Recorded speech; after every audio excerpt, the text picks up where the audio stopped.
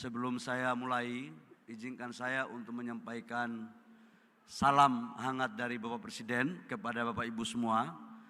Sekiranya tadi Bapak Presiden hadir, namun karena baru balik dari ikut perundingan KTT mendamaikan antara Palestina dan Israel. Jadi semoga apa yang diperjuangkan oleh Bapak Presiden bisa membawa berkah untuk Israel dan Palestina.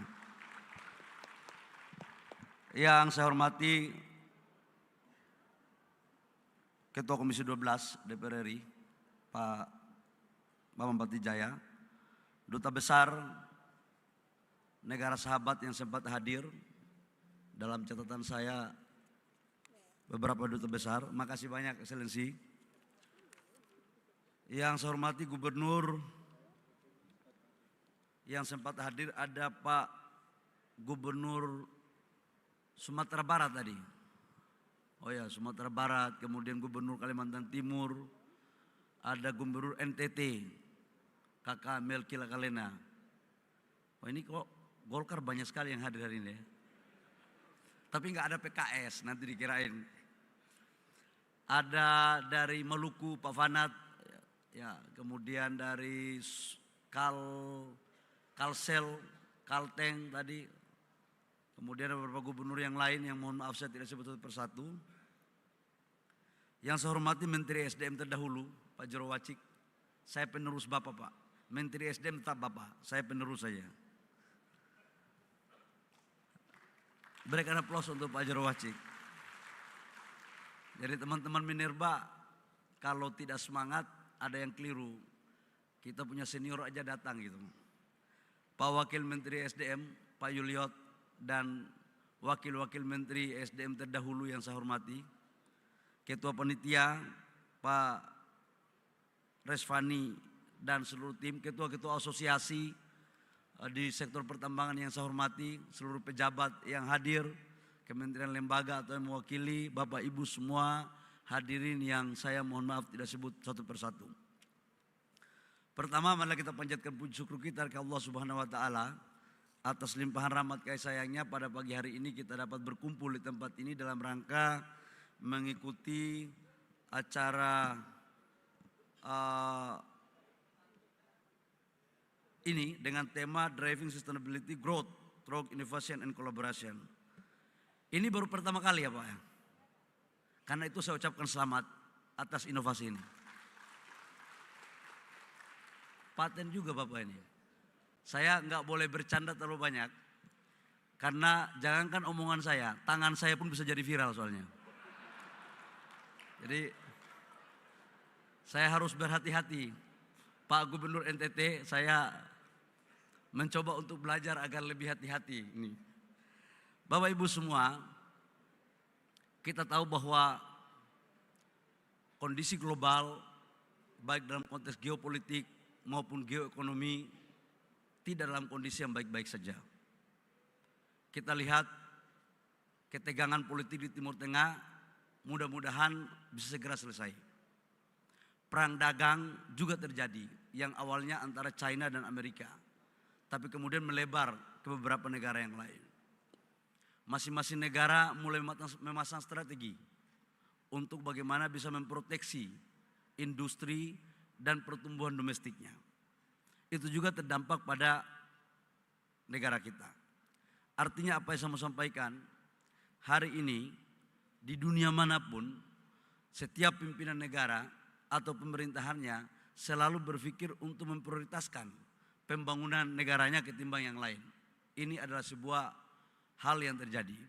Di sisi lain, komitmen transisi energi menjadi bagian yang tak terpisahkan dalam Paris Agreement. Tapi kemudian ada beberapa negara juga yang mencoba untuk mengulur atau bahkan mengundurkan diri daripada konsensus itu. Tetapi Indonesia saya pikir atas perintah Bapak Presiden Prabowo dalam pidato di sidang PBB kemarin akan tetap konsisten untuk melakukan transisi energi sebagai bagian daripada upaya untuk menyelamatkan bumi. Bapak Ibu semua, saya harus mengatakan bahwa negara kita sebagai salah satu negara yang mempunyai sumber daya alam di sektor minerba yang paling banyak.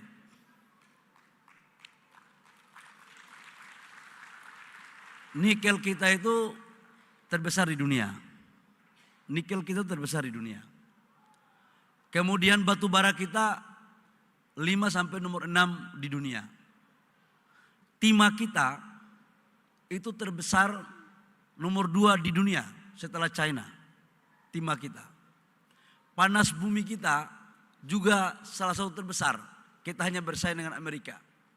Ekspor kita timah terbesar di dunia. Belum yang lain. Boksit, koper, kemudian logam tanah jarang. Ini juga yang sedang kita dorong sebagai bagian daripada aset negara kita. Artinya apa Bapak Ibu semua? Sumber daya alam kita yang begini besar, kita harus kelola sebaik-baiknya untuk kepentingan rakyat bangsa dan negara dan untuk kesejahteraan rakyat kita. Ini terkait dengan pasal 33 Undang-Undang 45. Saya ingin menyampaikan sedikit apa yang selalu menjadi arahan Bapak Presiden. Bahwa sumber daya alam kita, tambang kita, dalam pengelolaannya, jangan kita pikir kita habiskan sekaligus. Kita harus ingat bahwa ada generasi kita berikutnya yang kita harus lakukan dengan baik. Dengan lingkungan yang baik. Dengan proses-proses yang memenuhi kaidah aturan yang berlaku. Kaitannya dengan itu Bapak Ibu semua, untuk urusan saya memberikan contoh aja. Sekarang harga batu bara, laporan dari Dirjen Minerba itu turun.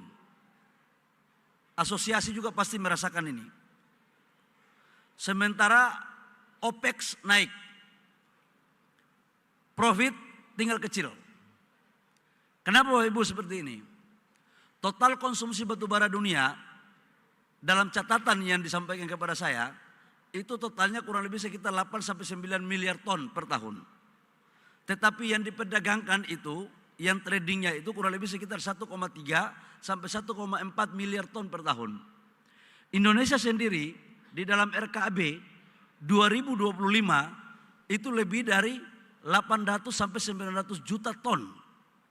Sementara yang diekspor kurang lebih sekitar 5 sampai 600 juta. 40 sampai 45% total ekspor batu bara dunia itu dari Indonesia. Artinya apa? Ini supply and demand. Begitu kita terlalu banyak ketersediaan barang, yang terima sedikit, itu pasti harganya anjlok. Maka kemarin dari DPR mengusulkan di dalam rapat kerja dengan SDM bahwa kita akan melakukan evaluasi terhadap sistem RKAB dari 3 tahun menjadi 1 tahun dengan memperhatikan volume agar nilai batu bara dunia dapat kita juga ikut mengendalikan dari Indonesia. Ini Bapak Ibu semua yang perlu saya sampaikan. Yang kedua, kita berbicara tentang hilirisasi.